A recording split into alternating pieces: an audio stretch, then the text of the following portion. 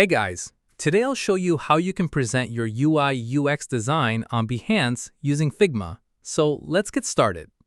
Start by opening your project in Figma and reviewing all of your design screens. Choose only the most important frames that best showcase your work.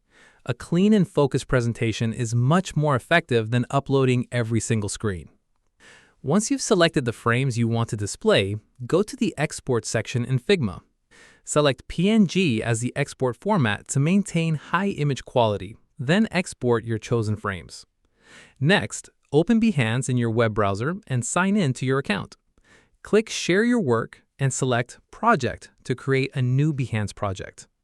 Now click the Image Upload option and add the PNG files you exported from Figma. Arrange the images in a logical order so your design tells a clear and engaging story. Before publishing, review your project carefully. Make sure the images are displayed correctly, the layout looks professional, and the flow of your presentation is easy to follow. Once you're happy with everything, click Publish to make your UI UX design project live on Behance and share it with the design community. That's it. If you found this video helpful, consider giving it a like and subscribe.